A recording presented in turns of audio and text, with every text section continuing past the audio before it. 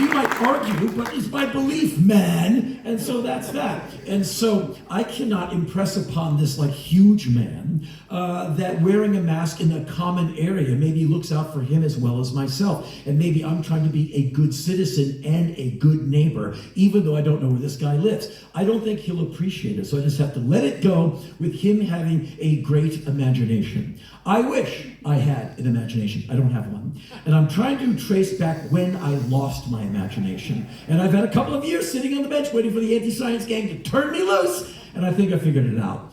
It was in the 1960s, and I was a very young boy. None of you were born, but I was young.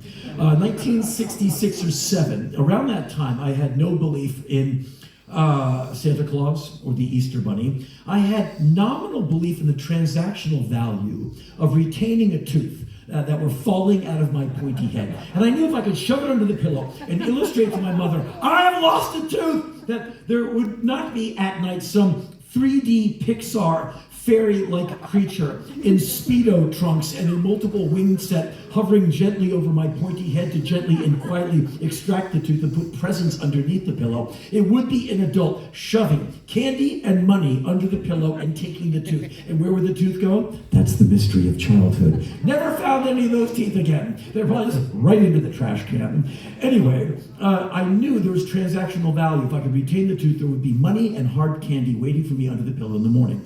I liked money and candy as a child. I'm an old man. I like money and candy right now. And so I remember it was like 1960-something. My mom has me full of anti-hyperactive drugs. They never work.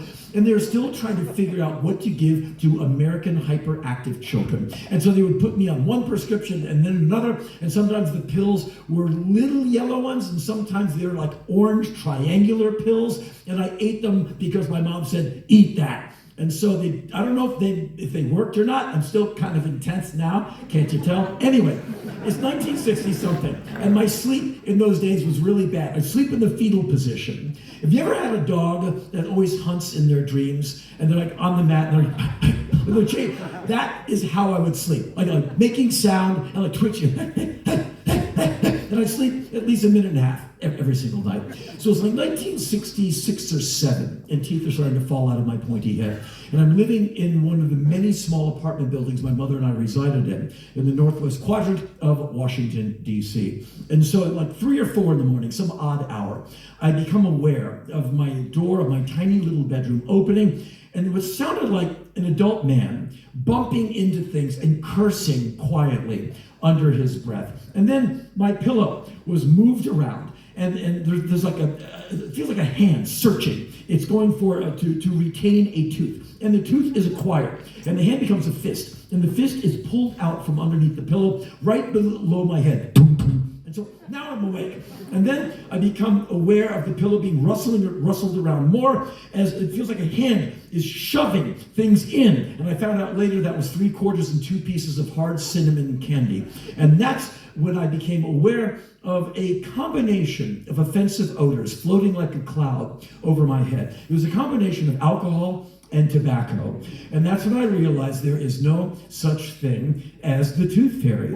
That's my mother's boyfriend, Francis the Perv.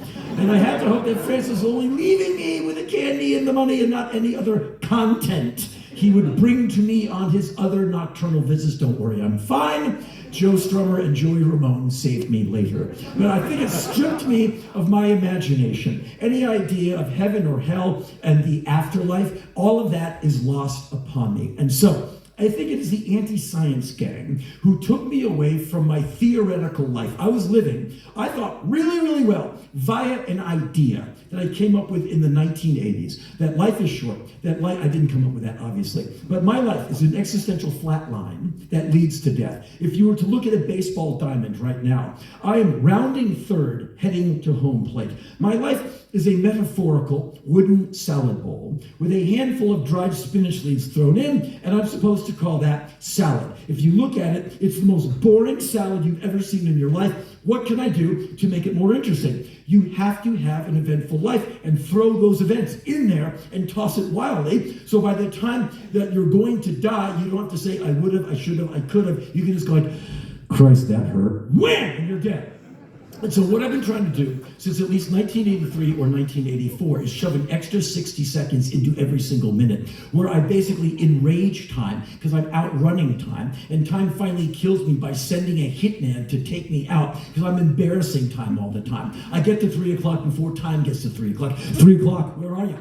Beat you again. And so I would inform wanting to have an eventful life by traveling to places that did not have a stage waiting for me. This tour started in March of last year. It's about 140 some shows in. This tour will keel over in November of this year at about 200 and some shows after going to about 30 countries. And I'm not saying any of that is boring, it's fantastic. But touring and being on stage does not get me to the interior of Africa. It does not get me to the Middle East, Southeast Asia, Central Asia. It doesn't get me to Antarctica. All of those voyages and journeys I made because I wanted to understand people in non-Western environments. I wanted to inform my life by travel, hopefully making it eventful because it is an existential flat line that leads to death. And so over the years, I've ended up in almost 90 countries. Afghanistan, Iraq, Iran, North Korea, every stand you can imagine, like Tajikistan, Kazakhstan, Turkmenistan, Uzbekistan, etc. And I had a really good time. I think I went to every single country on the axis of evil, because it's supposed to be evil, and I'm supposed to fear it. And I went to all the axis of evil countries, and they all said shukran and gave me some tea.